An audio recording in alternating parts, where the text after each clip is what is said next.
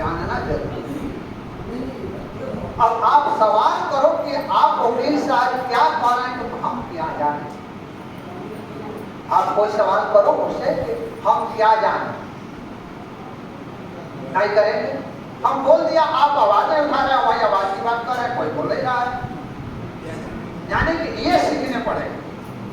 मैं आपसे कह रहा हूं कि आप बोलिए कि मैं क्या आवाज उठा, क्या जाने, तो पर भी आप लोग नहीं जाने। क्यों? क्योंकि केवल सुन रहे हैं। परमात्मा ने आप लोगों को जीव नहीं दिया है, और जब जीव नहीं देगा तो आप बोलेंगे कैसे? इसलिए जीव को अपने दिखाइए, जीव की आवाज को लोगों तक पहुंचाइए। अगर आवाज को पहुंचाएंगे तो आपको कष्ट भी होगी, रास्ते में रोड़े भी मिलेंगे, गाली भी मिलेंगे और प्रेम भी मिलेंगे। तो ये आपको देखना है कि गुरु जी ने हमको 3 चीज दिया। एक तो कान दिया, आंख दिया और जीभ भी दी। तो आंख से तो पढ़ रहे हो, देख रहे हो कि गुरु जी कहाँ हैं, चले जाते हो, नाम खंड हो गया है तो फलाना हमारा शुद्ध कर देगा, तो फलाना हमारा शुद्ध कर देगा। कहाँ जाए? अरे आप उसे बताओ कि आप शुद्ध कौन करने वाले होते हो जब हमारे सतगुरुदेव जी को अंदर दिया, अंदर डाल दिया। और जब अंदर गए तो तुम्हारे लिए परमात्मा, अब बाहर गए तो उनके सिक्योरिटी में काले कमांडे लगा रहे। परमात्मा को कौन निकाल सकता है? परमात्मा को कौन कैद कर सकता है? परमात्मा को अंदर फेंक सकते हैं। परमात्मा को आप कमांडो बनकर तो सुरक्षा कर सकते हैं। ये सवाल कौन कर रहा है? 2 आदमी कर रहे हैं, 3 आदमी कर रहे हैं पूरे भारत। तो पूरे भारत में 2 आदमी जो पिता हैं, 3 आदमी के पिता हैं, बाकी के तो सब वो पिता हैं ही नहीं। तो अपने पिता के लिए आप आवाज नहीं उठाओगे तो भाई मेरे पिता इतने समर्थ हैं कि जेल में जाकर के परमात्मा हो गए और जेल से बाहर थे तो वो आत्मा थे। ये कौन कहानी है? ये कोई कहानी आप प्रश्न कीजिए भाई। जेल में जाते हैं वो परमात्मा हो गए और जेल से बाहर आते हैं वो हमारी तरह आत्मा हो गए। कि एक आत्मा को घेर करके डाल करके और अंदर बैठा दिए। अब एक जगदीश जी हैं, हरेंद्र भगत जी हैं, ये सब लोग गए हुए थे और जिला कोऑर्डिनेटर आए और स्टेट कोऑर्डिनेटर भी आए। क्या कहा? कह रहा है कि परमात्मा सुरक्षित हैं जेल में। आप बताइए, परमात्मा सुरक्षित है जेल में, अब डाल दिया। फिर क्या कह रहे हैं? वो पूछ लीजिए उनसे, भाई हम सतगुरुदेव जी के आड़ में हमारा विकास हो रहा है तो आपको क्या जाता है? यही बात थी। हेलो जी, यही बात थी ना जी जी। कि सतगुरुदेव जी के आड़ में हमारा विकास हो रहा है तो आपको काहे ऐसा कर रहे हैं? ये बताइए। उनके आड़ में हम विकास कर रहे हैं और परमात्मा कहते हैं कि सतगुरुदेव जी के जो आड़ में आता है तो उसका विकास नहीं विकार होता है। जैसे आप सुन लीजिए, मेरा नाम तो भी याद नहीं रहता है। जैसे मैं कौन तो लकड़ी कौन तो राजा था जो लकड़ी अपना राज छोड़ करके लकड़ी बेच करके सूखा पत्ती खाओ करके और परमात्मा की प्राप्ति में, क्या नाम था वो हमें को याद नहीं।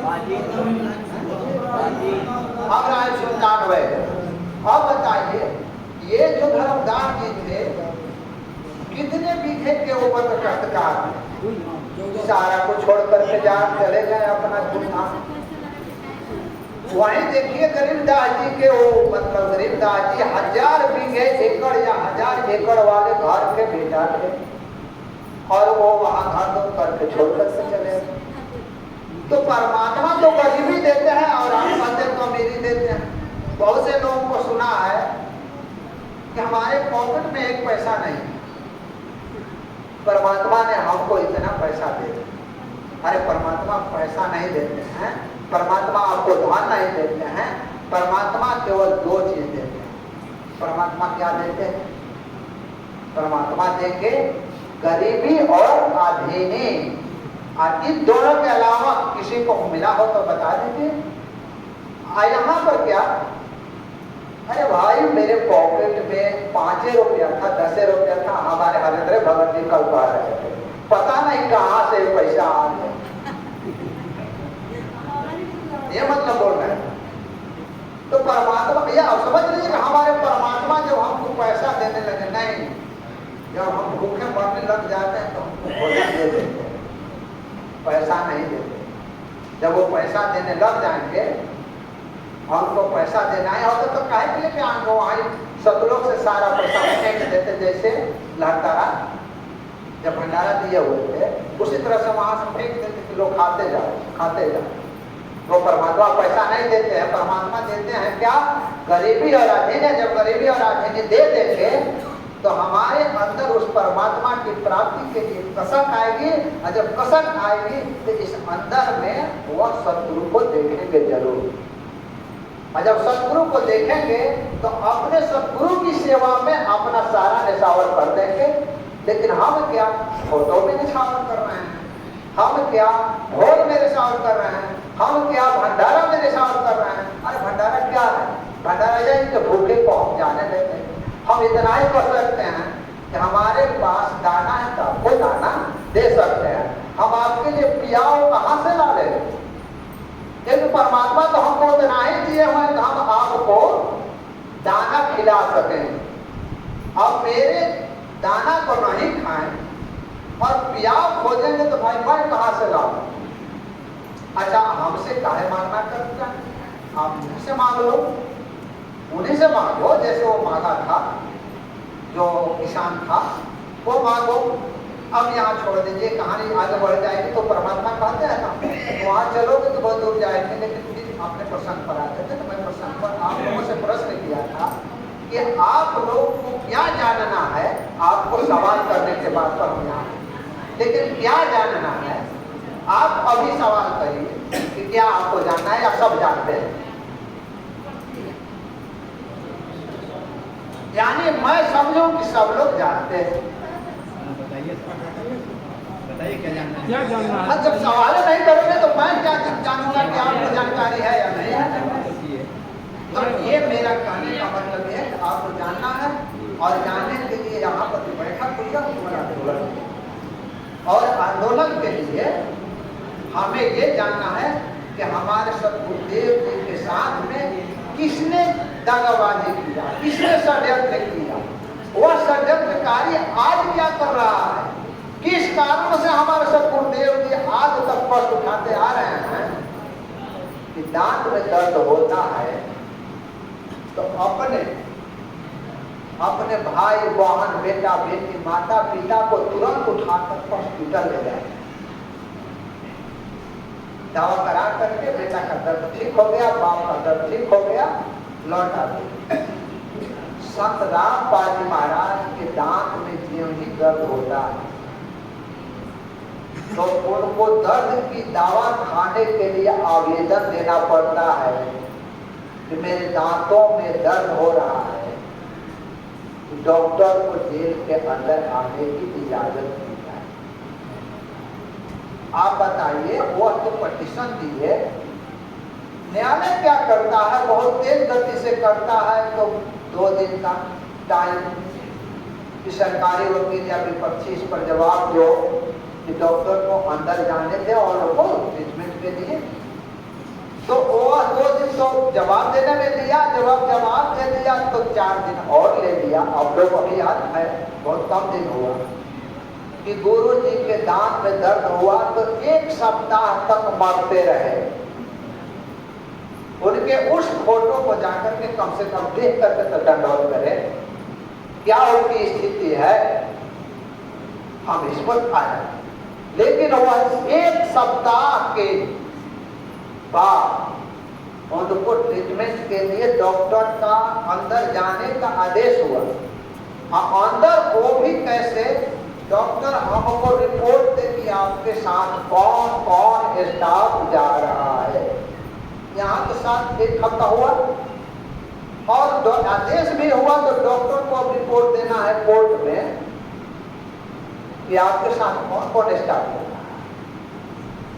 उसमें 2 दिन और ले लिया और तब तक गुरु जी का सारा काम तमाम।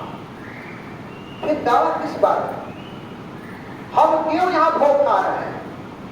हम क्यों मतलब इतना जोर जोर से यहाँ भाग रहे हैं, वहां भाग रहे हैं, यहाँ सात शक्ति चल रहा है, यहाँ दिया बत्ती चल रहा है, वहां दिया बत्ती चल रहा है।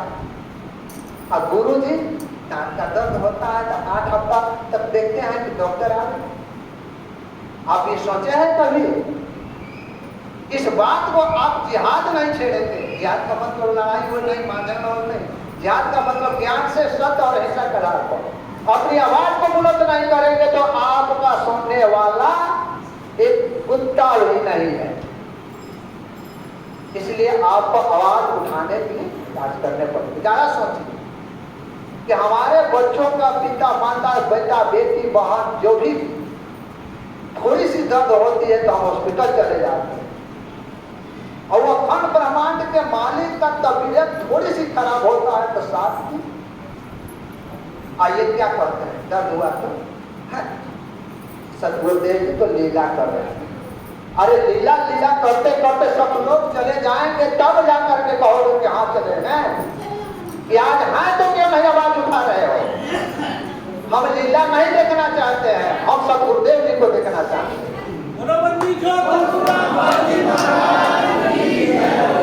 समझे ना? ये हमें आवाज उठानी होगी। और जब हम ये आवाज नहीं उठाएंगे तो नाक रगड़ लेंगे। आज ही मैं लिख देता हूं कि गुरु जी जेल से ही चले जाए। ये आप जान लीजिए कि अगर आप आवाज नहीं उठाते हैं तो अपने पिता को जिंदगी में कभी नहीं पाए। ये कितना है और कोई तोड़ भी नहीं पाएगा, इसको कहीं हटा भी नहीं पाएगा। नहीं बोले, आपकी आवाज आ रही है, लेकिन आप इस बात को बहुत पहले से जानते हैं। आवाज आज तक नहीं उठा, लेकिन आज मेरी बात को सुन करके आपके आंखों में ये जो टपकना स्टार्ट हो गया, ये गलत है। इसलिए इस बात को आपको नहीं, गुरु जी को तो गए हुए 9 वर्ष हो गए। उम्मीद है कि हम तो नहीं, अन्य भगतगण जैसे में बहुत से लोग हैं, उस लोगों में से केवल एक ही बचा हुआ, वो है रामचंद्र। इनको गाली गलौज और बेटा बेटी सबको कोठा कोठी कर दिया, यहां तक सुनने पड़े, लेकिन रोए नहीं है, क्योंकि इन्हें गुरु जी चाहिए, इन्हें परमात्मा चाहिए। ये रोए नहीं, रोने से परमात्मा नहीं मिलता। सामने परमात्मा, सामने सतगुरुदेव हैं, तो उस सतगुरुदेव से परमात्मा मिलते हैं। तो सतगुरुदेव का आप लाने के लिए कोशिश करो। आप उनसे मिलने के लिए उनको किसी तरह से जो भी चंगुल में पकड़े हुए हैं उनसे हटाने की कोशिश करो। तो इस बात पर कोई ध्यान नहीं देता है। हाँ, आज हम करें, आज हम चिल्लाते जाएंगे, आज हम चिल्लाते जाएंगे, गुरु जी के लिए कोई कुछ नहीं करेगा। और कल ही एक गलत झूठ फरेब पीला पर्चा निकाल दे, ऑडियो वीडियो निकाल दे, तो सब यहाँ से उठ करके चले गए। क्या?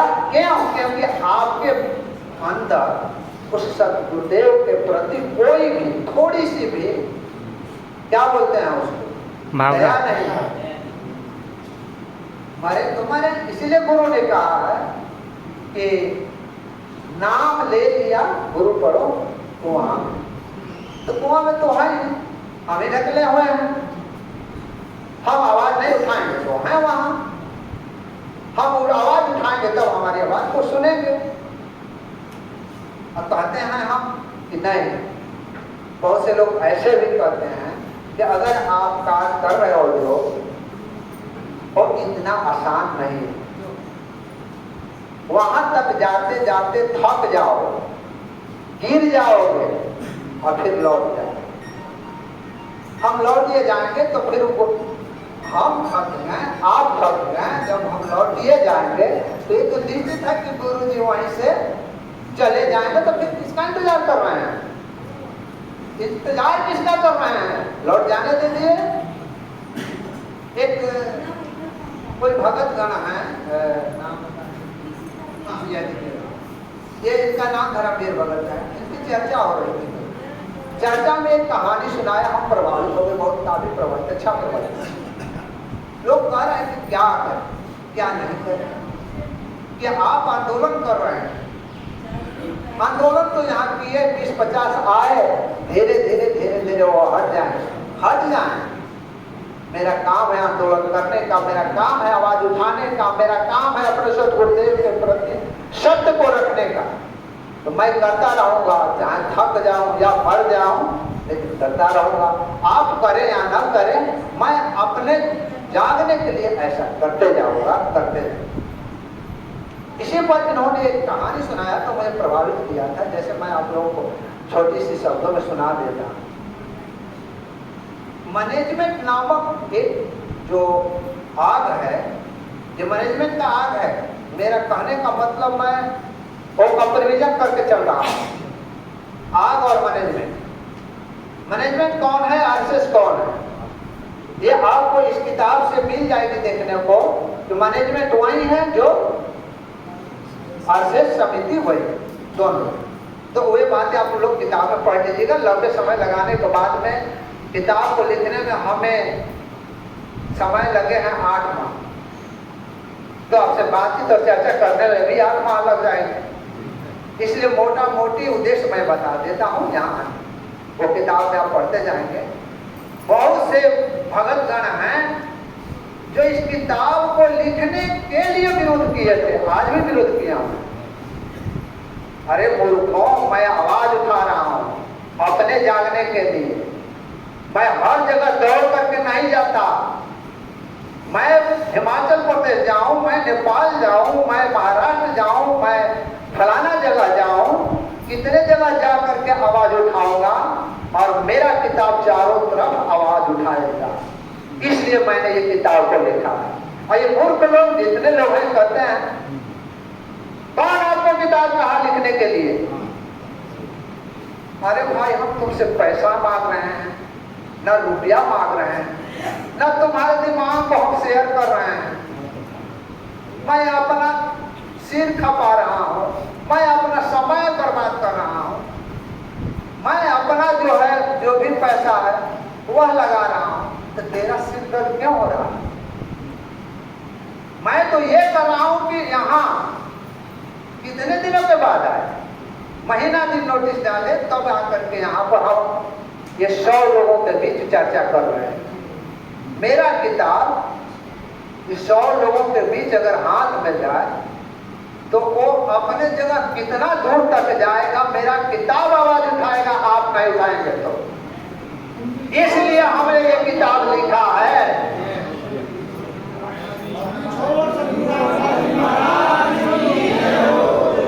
तो आप भगत से निवेदन मेरा यही है, तो हर को छोड़ दीजिए। आपको सद्गुरुदेव नहीं मिलना है जब तक कि आप आवाज नहीं उठाए। सब तैयार हैं, आपको होना है।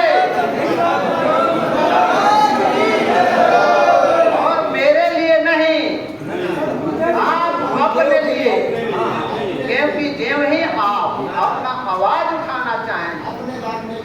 एक सवाल है मेरा, एक सवाल आप सभी भगत हैं, अगर आप कर्म करते हो तो आपके पुत्र का, आपके कर्म का फल मिल जाएगा ये अध्यात्म में? भाई जवाब दो, हाँ या ना?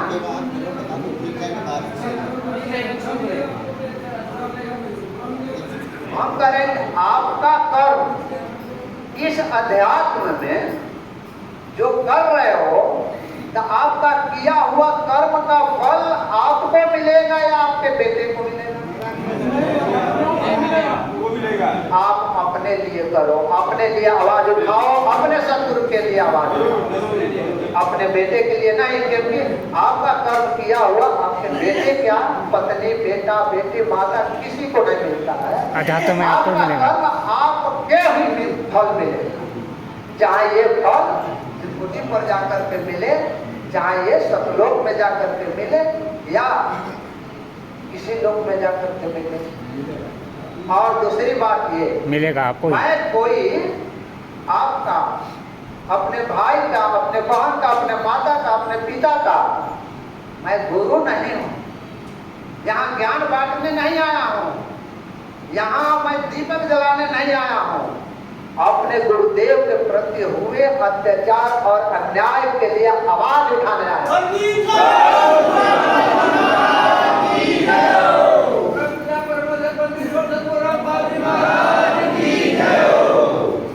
तो हमें अपने को जागरूक करना है। हम किसी को जागरूक नहीं कर सकते।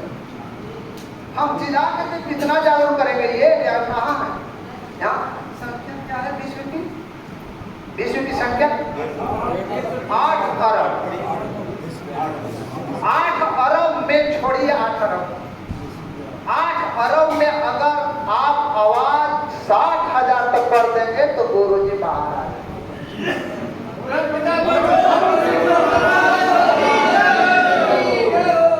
ये जरा सोचिए, सती प्रथा नाम सुना है ना?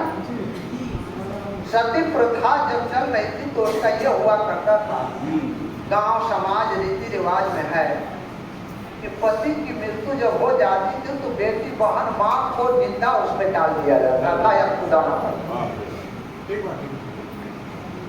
है ना? ऐसी है ना? ऐसी थी, आज है।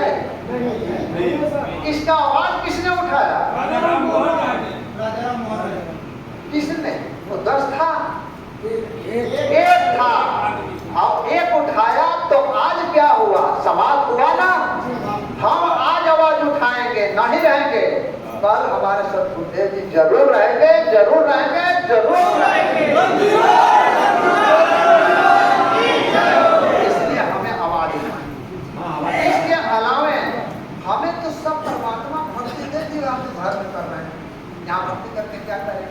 हमारे भक्ति क्या यहाँ करेंगे? भक्ति क्या हम कराएंगे? हमारी मिसाल क्या भक्ति कराने? तो थोड़ी सी सवाल का जवाब दे दीजिए आप। बिना गुरु के भक्ति नहीं होगी। बरवाला 2014 में घटना घट रही थी, तो यहाँ पर तो हम सब हैं, बहुत तुच्छ जीव हैं। वहाँ पर सतनामी लोग भी थे, हजारों सतनामी थे, लाखों सतनामी थे, और प्रथम नाम वाले तो पता नहीं थे।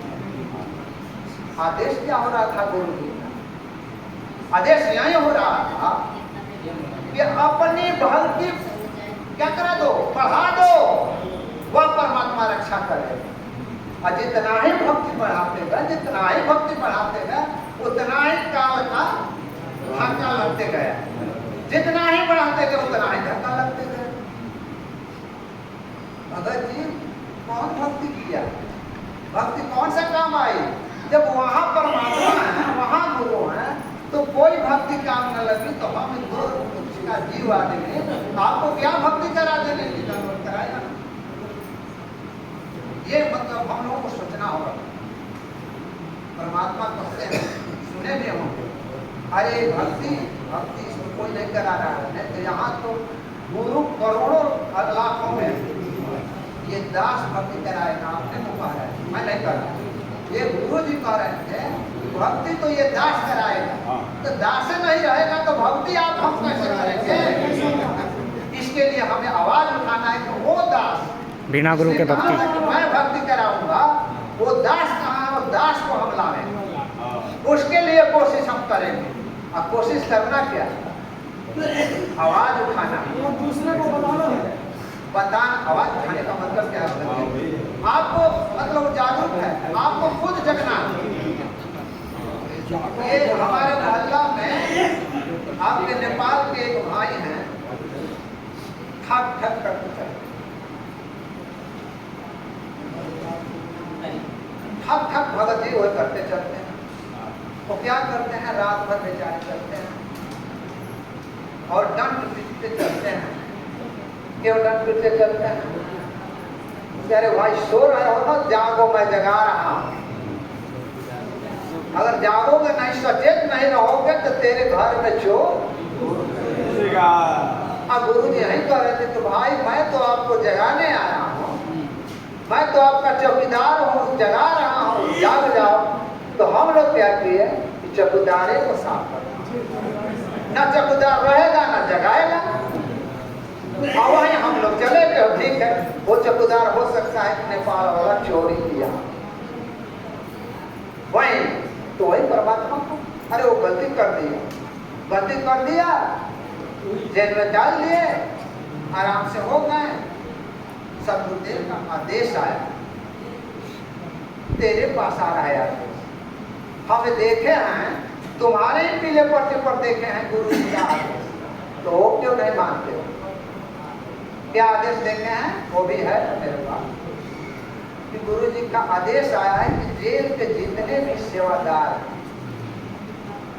जेल पर जितने भी सेवादार लगाए गए हैं, वे लोग अपने मनमौजी हो गए हैं और उचित सेवा नहीं कर रहे हैं और कोऑर्डिनेटरों का बात नहीं मान रहे हैं, अपनी मनमानी कर रहे हैं, अनेकों बार नाम खंड कर दिए। इस बार अगर ऐसा गलती करोगे तब मैं गुरु जी से प्रार्थना लगा दूंगा। यानी कि अनेकों बार गलती करे तब नाम खंड नहीं होता है, तब नाम शुद्ध नहीं होता है, समझे ना? गलती करते जाओ, लेकिन तुमको अगर कह रहे कि सुधर जाओ तो नहीं, जब नहीं सुधरोगे तब प्रार्थना लगाएंगे। क्या तो हमारे चेहरे देखने से कितना तो मतलब हो गया था नाम खंड। जरा तो गुरुद्रोही को देख लिया चेहरा, नाम खंड हो गया, और नाम खंड हो गया और तेरे को ये पीला पर्चा गुरु जी के नाम पर निकल रहा है कि गुरु जी का आदेश आया है कि अगर ऐसी दोबारा गलती करोगे तो गुरु जी से प्रार्थना कर दी जाएगी। अरे मूर्खों, गुरु जी का आदेश आया है, गुरु जी कह रहे हैं कि गुरु जी से प्रार्थना भी कर दो। देखिए इसी में आप उस पीला पर्चा को पढ़िए, गुरु जी का आदेश आया है कि जेल सेवादार सेवा सही नहीं कर रहे हैं और यदि दोबारा गलती करोगे तो गुरु जी से प्रार्थना लगा दी जाए। गुरु जी का आदेश आया, गुरु जी से प्रार्थना लगा रहे। इससे तो परमात्मा कहते हैं कि अरे मूर्खों, जब काल ब्रह्म से अपने बारे में लिखवा सकता हो तो तुम क्यों खेत की मूली हो? वो लिखवा दिए। गुरु जी का आदेश आया, गुरु जी कह रहे हैं तो प्रार्थना कर लें, यही बात है बोले। तो ये हमें आपको जगना होगा हर चीज पर, क्या लिख रहा है, जो भी लिखा आप सवाल करें। अरे भगत जी ये कौन सा आदेश आया? और गुरु जी का आदेश आया, गुरु जी का कौन सा गुरु है? रामदेवानंद तो सब लोग चले गए, और कौन सा गुरु हो गए? तो अब ये इसका क्या कारण है? वचन दास जी ले आए हैं एक मुनिंदर धर्मा ट्रस्ट का फाउंडर, तो उसका फाउंडर है रांधवा खत्री। वो लिख रहा कि गुरु जी का आदेश आया है,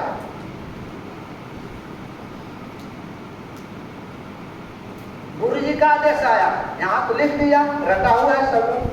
आगे लिख रहा वो तो उसके लिए गुरु थे, तो रांधवा लिख रहा है कि गुरु जी से प्रार्थना कर दी जाए। तभी आपको नहीं खुल रही है नजर, आप आवाज उठा नहीं रहे हैं। हम दो चार आवाज उठा रहे हैं तो चुपचाप, क्यों? क्योंकि आप हमको कमजोर कर रहे हैं, हम कमजोर हैं। तो यही जान करके कि मैं तो जाग रहा हूं ना, मेरी चोरी नहीं होगी, आप सोए हैं तो सोए, आपकी चोरी होती जाएगी। तो ये जागने हैं आपको, जागने के लिए आपको अब पुनः मैं वहां आता, क्योंकि किसी बात को समझाने जाने आपको रखने के लिए हम जो ये आपका ये ब्रांच हो जाता है इधर उधर, उस ब्रांच को फिर लेकर लौट कर जाना होगा।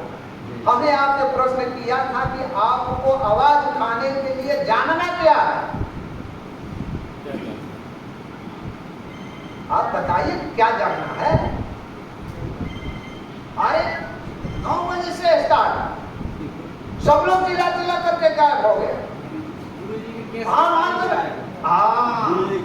गुरु जी के 2 केसों में जो 429, 430 में सजा हुई है, तो किनके कहने से सजा हुई है? किसने गवाही दिया है? किसने क्या किया है? ये तो परमात्मा ने आपके बीच सारा पीडीएफ डाल दिया है, सारा डॉक्यूमेंट डाल दिया है, उसको भी आप देख नहीं पड़े। उजागर करना, जब वो जानेंगे तब सवाल करेंगे, जब जानते नहीं करेंगे तब क्या सवाल करेंगे? जब जागेंगे अपने को तब न चोर से बचाएंगे। पहले जब खुद तो नहीं जानेंगे तो चोर फल खो करके लिए जा रहा है, ले जाने दीजिए। पहले खुद तो पढ़ना पड़ेगा। हैं? चोर कौन है? कौन है? हाँ, चोर कौन है? नहीं, हम जानते हैं कि चोर है, लेकिन उस चोर के प्रति हम आवाज नहीं उठा रहे हैं। जाने तो आज तो कृष्ण श्रेष्ठा जी के घर में चोरी हुआ है ना, और जाने उनके घर में चोरी नहीं है, आदेश लगा रहा है तो प्रार्थना कर देंगे, तो ये कर देंगे, तो वो आ गया, ऐसा हो गया, तो चोरी नहीं है। उनकी बात पर तो पढ़ते हैं, बाकी क्या बाकी नहीं पढ़ते हैं। समझना, ये नहीं होनी चाहिए। ये आपके लिए फायदा होगा। श्रेष्ठा जी हमारे बगल गिर हैं, छोड़ो, उनके यहाँ चोरी हो रहा है तो चोरी होने दो, हमारे यहाँ तो नहीं हो रहा है ना, हम तो जाग रहे हैं। अरे जाग रहे हैं, हो सकता है कि एक दिन झपकी आपके पास भी आवेगा, उनका तो साफ हो गया, आप भी साफ हो जाए। इसलिए आप जागिए, जागिए, और जब जागेंगे तो निश्चित है तो दूसरों को जगाएंगे। अरे गुरुजी क्या कहते हैं, बच्चा क्या करता है? बच्चा जिसका ज्ञान नहीं होता तो निडर होता है। आप उसके साथ उसके पास विषय का सर्फ लेकर के रख दीजिए, आप रख देंगे, डर से भाग नहीं जाएंगे। लड़का क्यों? क्योंकि उसको ज्ञान नहीं है, इसलिए वो लीडर है। आपको ज्ञान हो गया तो मतलब लीडर नहीं होगा, किसी को लीडर नहीं कि हमारे गुरु जी को क्या होगा, कहाँ होगा, कैसे। तो हमें आप सब मिल करके केवल मात्र केवल, क्योंकि अगर मतलब टेक्निकल चीज पर जाएंगे तो आपको लाख कहते बताते रह जाएंगे, आप समझेंगे नहीं, क्योंकि हम एडवोकेट हैं। एडवोकेट में टेक्निकल चीज कौन क्या होता है, कहाँ होता है, ये आप नहीं जानेंगे। और 429, 430 का अगर अध्ययन आप करते हैं, उसकी जानकारी पूर्ण कर लेते हैं, तो आप दूसरे से सवाल करने के योग हो जाएंगे। आपने ऑडियो सुना है, ऑडियो सुना होगा हमारे रामचंद्र भगत जी और जेके कक्कड़ का, सुना है? वो पहले क्या कह रहा है? वो पहले क्या कह रहा है? आप वकील हो, उसको डर है केवल सवाल से। ये कौन सा मैट्रिक में बढ़िया से पास किया होगा, मैं नहीं जानता, ये मैं मतलब अभी नहीं जानता हूँ, हंस दिया, समझ ना, हाई स्कूल है। हाँ, लेकिन उसको डर है जो 10 वर्ष नहीं 20 वर्षों से प्रैक्टिस कर रहा है ऊपर। आप वकील हो, अरे मैं वकील हो या ना हो, आप तो बताओ, मैं सवाल करूंगा, वकील करे या ना करे। क्या वकील को जानकारी थी, सवाल उनसे कर रहे थे, और आप केवल ऑडियो सुनकर, अरे रामचंद्र तो बड़ा बढ़िया बोल रहा है, रामचंद्र तो इससे बोल रहा है, अरे काहे बोल रहा है, उसको ज्ञान हो गया, परमात्मा ने उसको दया करी, उसमें था कि हम बुलंदी अपने परमात्मा के लिए। आप अगर सोचिए कि आप किसी के लिए कार्य करेंगे तो वो जिसके लिए कार्य कर रहे हैं तो आपको दंड देगा, आपके साथ हो आवे। तो परमात्मा के लिए अगर आप कार्य करते हैं तो आपके लिए परमात्मा जरूर आवेगा, जरूर। तो हमें ये उठानी है, और बेसिक चीज आपको जानना है। बेसिक चीज केवल जान गए तब आप प्रश्न करना स्टार्ट कर रहे हैं। अब बेसिक चीज क्या है, घटना का कारण क्या है, घटना का कारण में कौन कौन लोग थे, उन लोगों क्या चाहते थे और गुरु जी क्या चाहते थे, ये बेसिक चीज है। इस बेसिक चीज को जानकर तो प्रश्न करना तुरंत करते, आपको कोई जवाब नहीं है, आप ही रामचंद्र बन जाएंगे। रामचंद्र जैसा व्यक्ति होगा वो भी शशिभूषण बन जाएगा, लेकिन बनना तो देखिए, उसका जानना तो समझिए कि क्यों, कैसे, कब, आखिर किसने ऐसा कार्य किया। इसका कहानी मोटा मोटी में है, शायद आप लोग जानते भी होंगे, आप लोग जानते होंगे, इसलिए मैं पूछ रहा हूं बरवाला घटना का मुख्य कारण क्या है, आप लोग बता दीजिए। कोई एक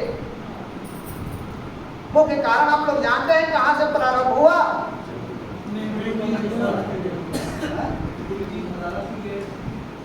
किस अदालत में नहीं,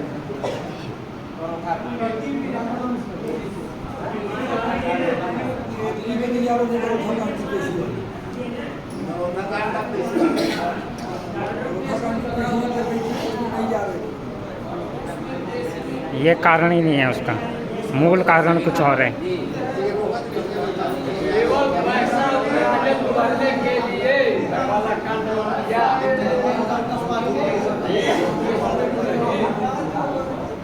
मतलब ये आप लोग वास्तविक है कि वो जानने के लिए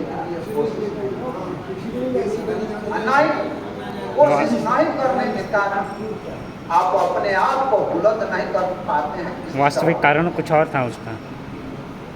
भाई ये 18 नवंबर 2014 की घटना का बीज बोया गया हिसार से, हिसार में हुआ था 14/7/2014। ये बीज बोया गया, किसने बीज बोया था?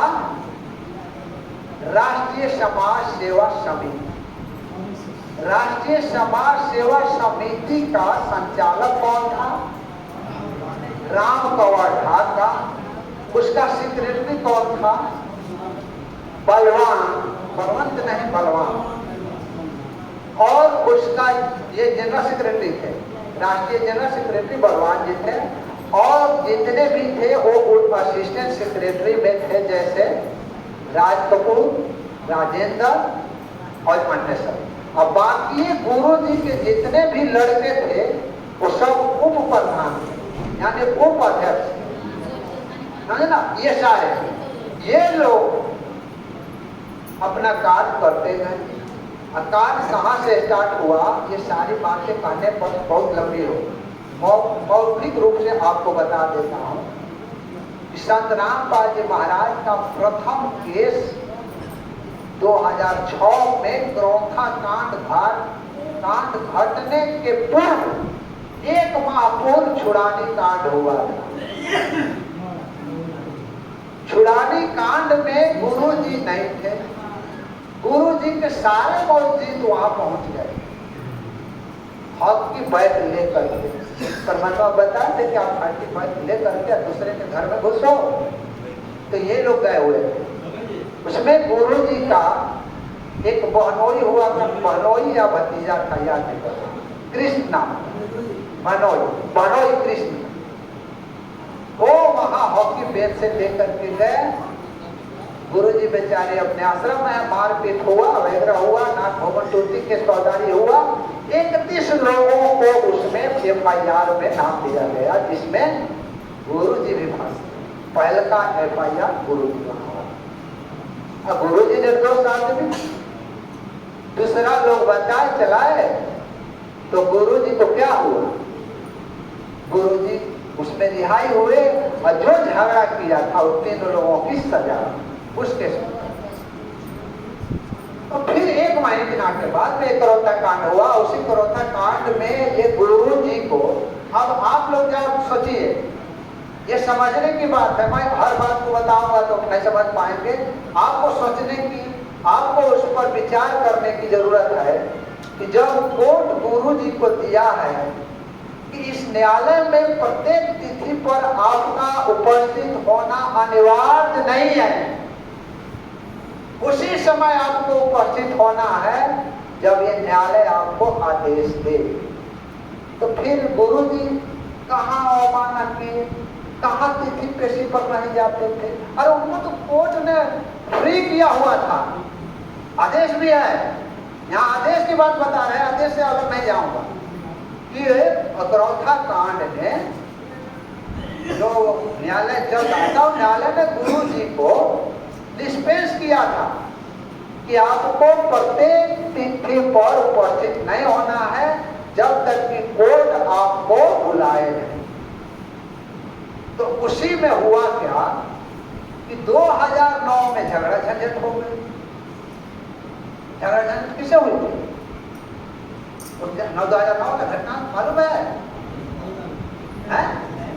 वो भी नहीं मालूम है, क्योंकि आप लोग मालूम करने के लिए कोशिश नहीं की। पुनः दोबारा क्रोधा में घटना घटी, लेकिन परमात्मा की लीला उसमें भी गुरु जी को हाथ आने नहीं दिया। फिर भी 2013 में पुनः क्रोधा कांड हो गई, जिसमें 102 लोगों घायल हुए थे और 3 की मृत्यु हो गई।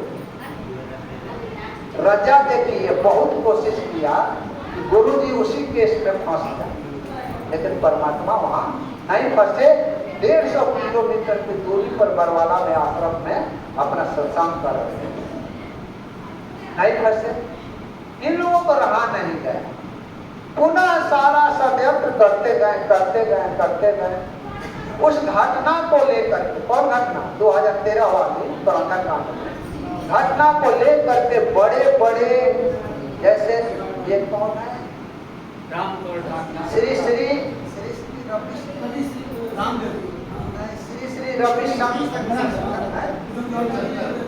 रविशंकर करके वे आश्रम में इंटर किए।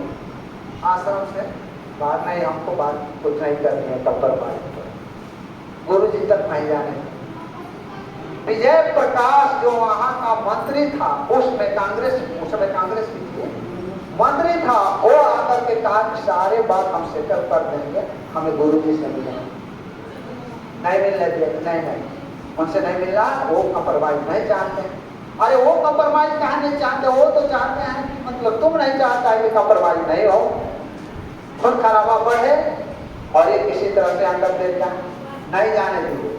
तब अंत में आपको याद होगा, चाहे जो पुराने भगत गण होंगे जिनको याद होगा, तो वो वहां पर आवाज उठाए, अरे भगत जी आप गुरु जी से उनको मिलाते क्यों नहीं हो? मना करो।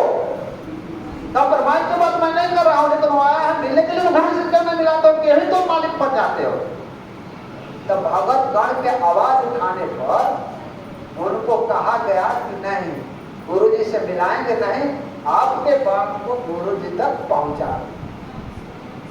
यानी कि देखिए, ये भगतगण चिल्लाए, और भगतगण के चिल्लाने पर तो लौटा देते थे, वहीं जाने ही नहीं देते थे, सुनते नहीं करते। नहीं, कंप्रोमाइज हम लोगों को नहीं करना।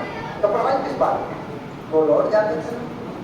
और जब ये भगतगण ये बात पर आए मिलने के लिए और सेटल हो जाए, तो ये लोग कौन सी बात कर रहे हैं?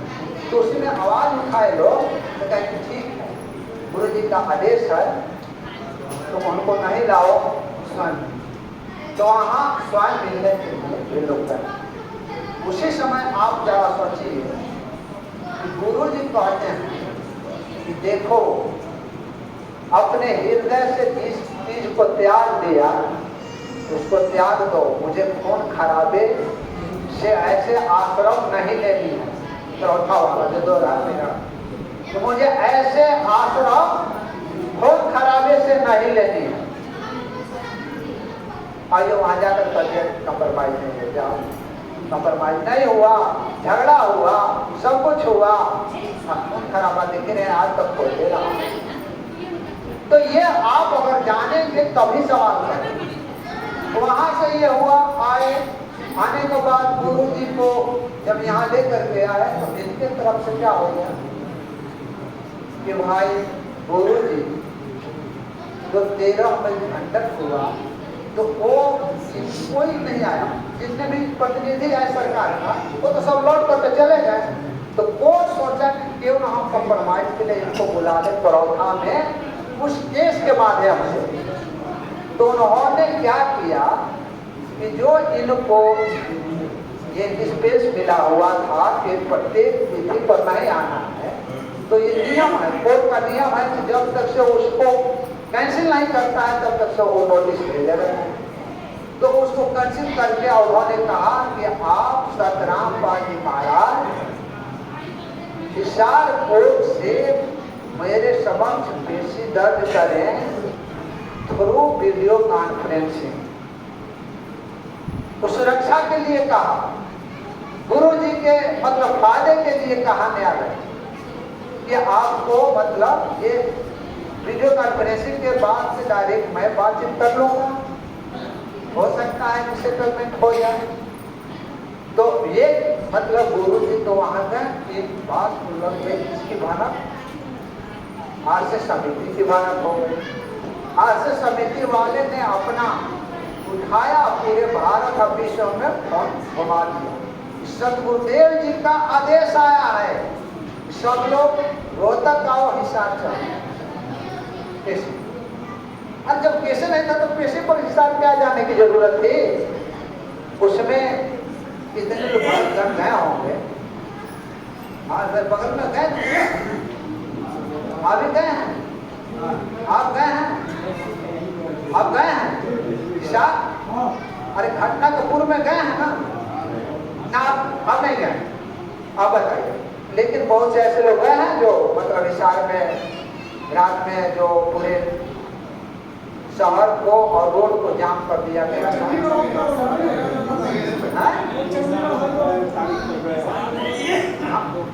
हाई कोर्ट की बात छोड़िए, मैं हाई कोर्ट के पूर्व की बात कह रहा हूँ। 14/7/2014 को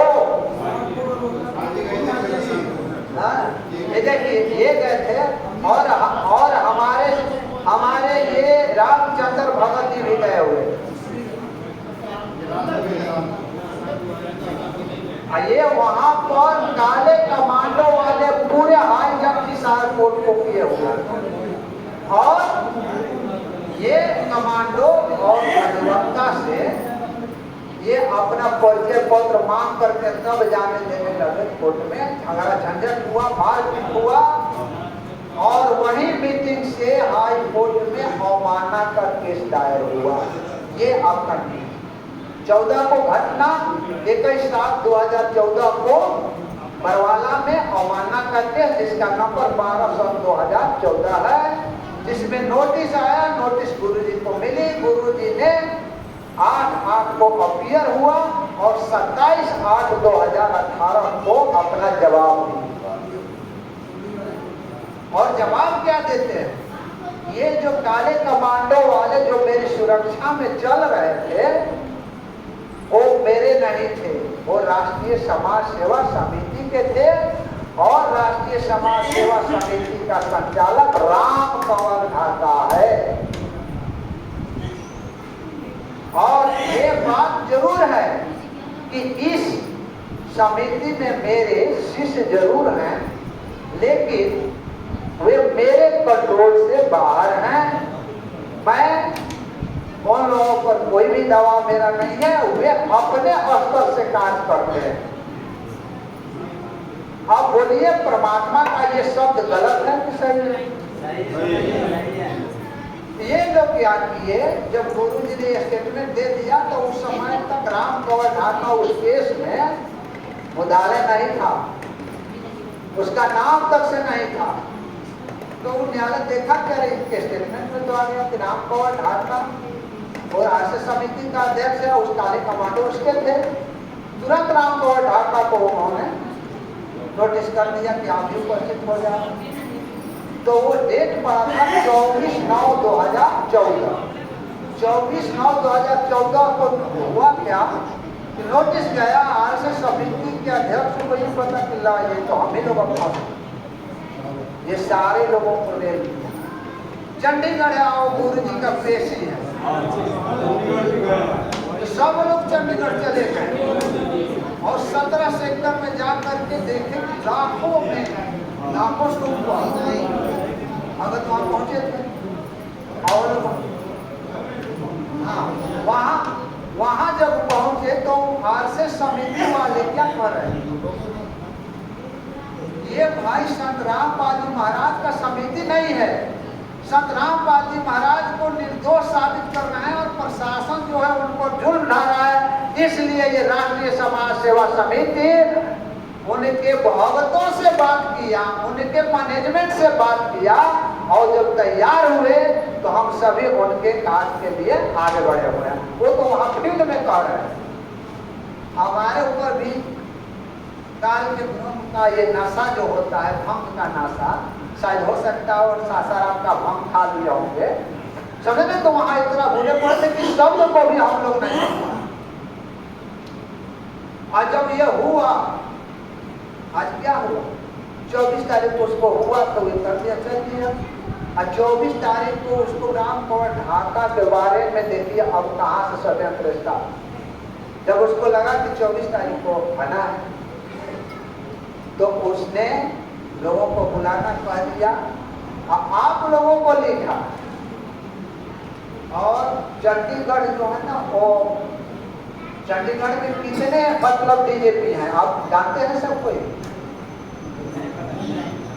वहां 3 बीजेपी बनी, एक केंद्र शासित प्रदेश का और दूसरा पंजाब और हरियाणा का बीजेपी, तीनों बीजेपी बनी।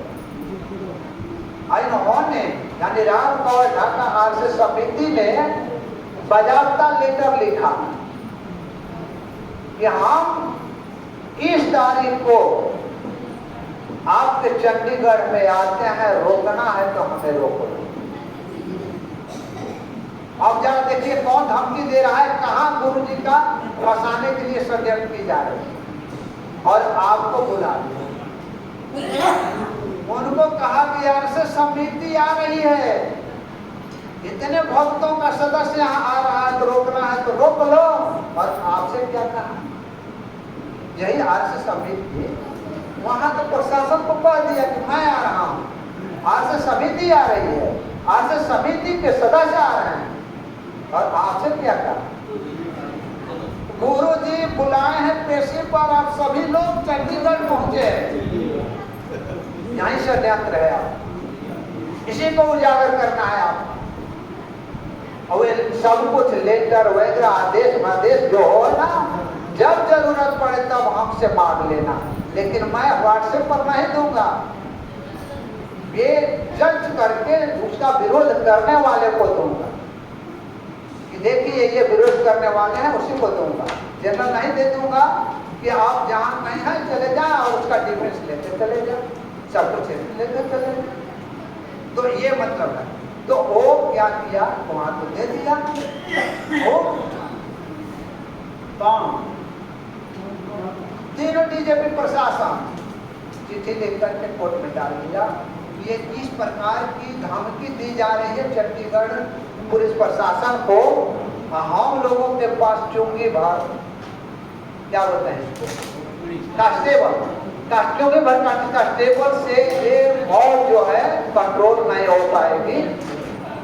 तब आंख खुला किसका, वो तो कहते हम लाखों भगत आएंगे, रोकना है तो रोक लो। और यहाँ कह दिया कि गुरु जी आए, और फिर वहाँ वो प्रशासन अपने बचाव के लिए कराए कि हमारे पास पुलिस कहाँ है, हम इतने मॉब को कैसे कंट्रोल कर सकते हैं। तब वो देखा तुरंत देखने के बाद में वो क्या किया, कहा कि मतलब बैरिकेडिंग लगाना, बैरिकेडिंग यहाँ क्या बोलते हैं स्टेशन पर बैरिकेडिंग लगाया। और 17 सेक्टर में मतलब इन लोगों को परमिशन था तो परमिशन दी। आज ये मतलब जाकर के न्यायालय में दे दिए, न्यायालय में दिए तो न्यायालय कहा कि भाई ये तो सुरक्षा करना मेरा धर्म है, ये मांग लिया प्रतिशत। इन्होंने बोला, तीनों डीजीपी को बुलाया, चंडीगढ़, ये पंजाब और उनसे पूछा कि आप बोलिए इस मॉब को कंट्रोल करने के लिए कितनी टुकड़ियां देते हैं। तो उसी में पंजाब हरियाणा बोला कि कौन तो कमांडो जो तो लोग हम लोग को देखे नहीं, समझे ना, इतने कमांडो, इतने बड़े कमांडो तो मतलब मैं समझिए सारे कमांडो, कोई 5 टुकड़िया में दिया, कोई 3 टुकड़िया में दिया, कोई मतलब चंडीगढ़ में छोड़े, वो सारे लोग को दे दिया। अब जरा सोचिए, आप मतलब थे, गुरु जी ऐसा कहे थे, आपको गुरु जी आदेश दिए थे, तो गुरु जी आदेश देवे नहीं दिए थे, लेकिन कह दिया तो अब तो क्लियर हो गई, आज क्लियर हो गई। आज परमात्मा ने सारे डॉक्यूमेंट आपके बीच में ला दिया। आज क्यों नहीं सवाल करते हैं कि ऐसे ऐसे षड्यंत्र करके हमारे गुरु जी को कहां से कहां पहुंचाते हैं, और पहुंचा करके कहते हो कि परमात्मा है। वो समझ क्या थे हैं? तो ये आपको हमको समझने पड़ेंगे, जानने पड़ेंगे, आवाज उठाने पड़ेंगे। तो ये ऐसी घटना की है, यहाँ घटना यहाँ की बैरिकेडिंग लगाया, बैरिकेडिंग को लोग जबरदस्ती काले कमांडो वहां भी छोड़ा था, इतना प्रशासन ने पेट्रोल दिया, नहीं तो उसी समय घटना होने वाली थी। कोर्ट ने कहा कि बैरिकेडिंग वहां लगा दिया, वहां लगा दिया, और बैरिकेडिंग को ये काले कमांडो 10 मिल करके सारे भगत से तोड़वा दिया। बैरिकेडिंग में टूटा हुआ है। तब कहा दूसरी बार 5 तारीख को आया, तो 5 तारीख को जब आया तो इन्होंने क्या किया, इन्होंने क्या किया कि इनको स्टेशन से बाहर जाने के लिए स्टेशन पर रोक दिया। आप लोग स्टेशन पर गए, तो स्टेशन पर रोक दिया। स्टेशन पर हम भी थे, हम दोनों बार चंडीगढ़ गए। स्टेशन पर हम थे, और ये कौन सी गाड़ी होती है, उस गाड़ी को ऊपर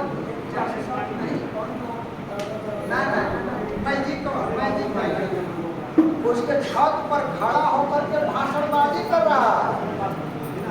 ये राम कुमार ढाका भाषणबाजी कर रहा है, भक्तों को मतलब ये बता रहा है, उकसा रहा है गलत कार्य करने के लिए। सारा कुछ कि लाठी जो है, आप लोग सुना होगा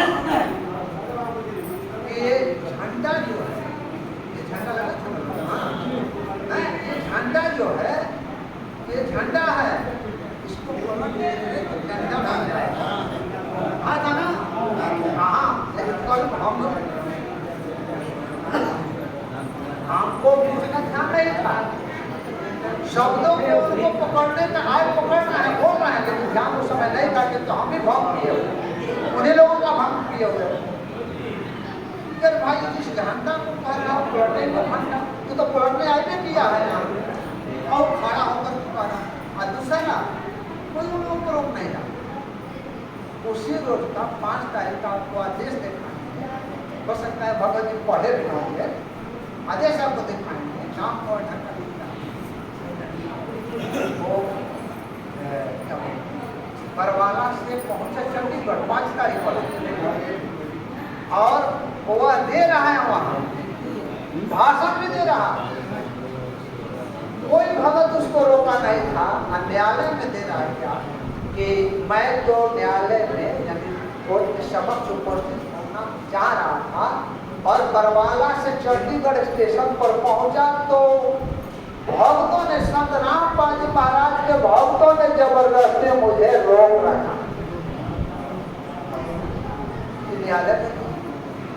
अब बताइए, आप में से कौन रोके हुए था उनको? अपनी सारी जो दोष था वो डाल दिया इसी पर, क्योंकि आपको कटवाना चाहता। हिसार में तो कटवाने से बच गए, वहां से अब यहाँ कटवाना चाह रहा था, बैरिकेडिंग करवाना चाह रहा था। अरे भगत जी को कौन रोका था? कोई तो भगत रोका नहीं था आपको। आवाज लेकर के बोलती है, ऐसे ऐसे षड्यंत्र हैं, इसको आपको आवाज उठानी पड़ेगी। इसके लिए आप जो है कुछ अपने को जगाएं, और जब जगाएंगे तो सब आपके सामने आएंगे। इसके लिए आपके पास काफी होगा। हम समझ रहे हैं कि 155 पाना का 129 है, 429, और 115 पाने का 429। तो बहुत ज्यादा हम अगर दोगुना भी कर देते हैं 2 रुपए के हिसाब से, तो 150 दूनी 300 हमारा सदा के लिए हो जाएगा। उसको लेकर के आप पढ़िए, ध्यान कीजिए, और उसी में देखिए सब लोग सारे लोग उसी में हैं जो गुरु जी को गलत झूठ बयान दे दे करके वापस आए। हमारे पास में सबके मोबाइल में है, हम मोबाइल में से निकाल दिवा दीजिए। सब में मोबाइल में, मोबाइल में से निकाल करके हार्ड निकाल, समझे ना? हाँ, वो भी हार्ड पेपर मैं भी यहाँ लाए होंगे तो मतलब फोटो स्टेट हो जाए। आप लोग उसकी कोशिश करें।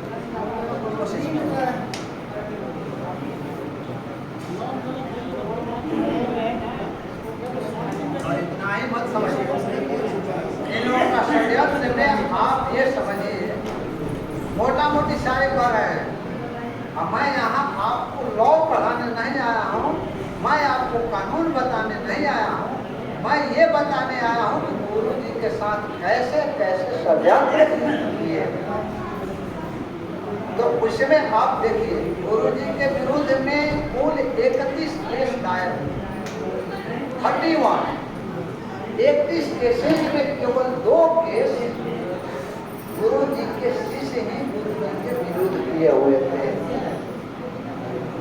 और इन्हीं 2 केसों में गुरु जी के 14-15 शिष्य गुरु जी के विरुद्ध में गवाही दिए हुए थे, और गुरु जी के जितने भी नजदीकी लोग थे वे सब लोग गुरु जी के विरुद्ध में, यानी 40-45 मिल करके गुरु जी के विरुद्ध में गवाही दिया।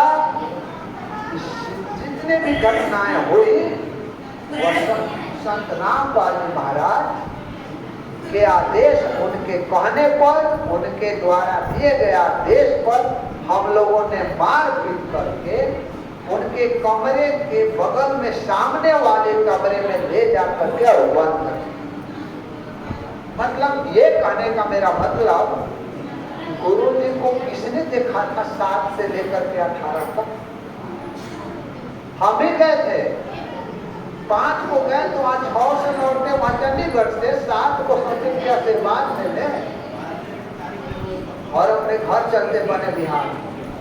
लेकिन 7 से तो वो भी नहीं किए, लेकिन उनको जो हाईजैक कर दिया गया था। कब से हाईजैक कर दिया गया था? जब 5 तारीख को चंडीगढ़ में गुरु जी ने चले गए थे।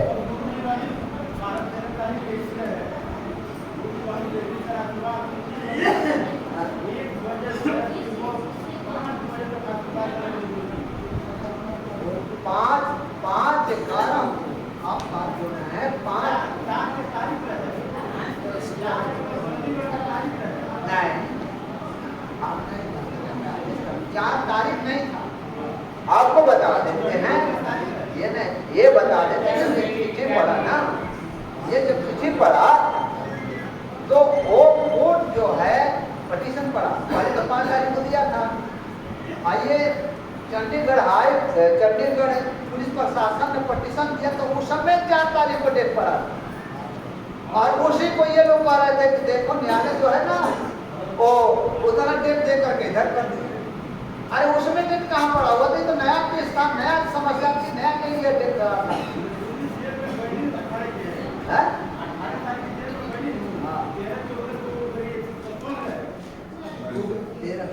नहीं जानते हैं आपको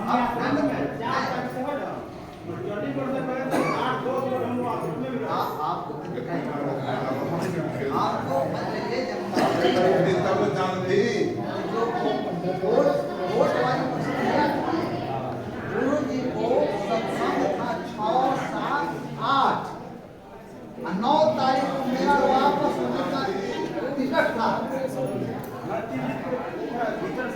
हाँ, 3 था ना, 6 तारीख को हम चंडीगढ़ से जब आए तो गुरु जी रात में 2 बजे के लगभग दे रहे थे सबको आशीर्वाद।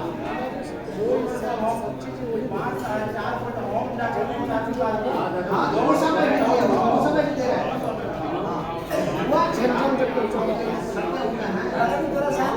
नहीं है ये आशीर्वाद कौन ले लेंगे? समझे ना, कौन ले लेंगे? आइए आप लोग यहाँ जानने हैं अपनी चर्चा करने आए हैं कुछ जानना मांग लीजिए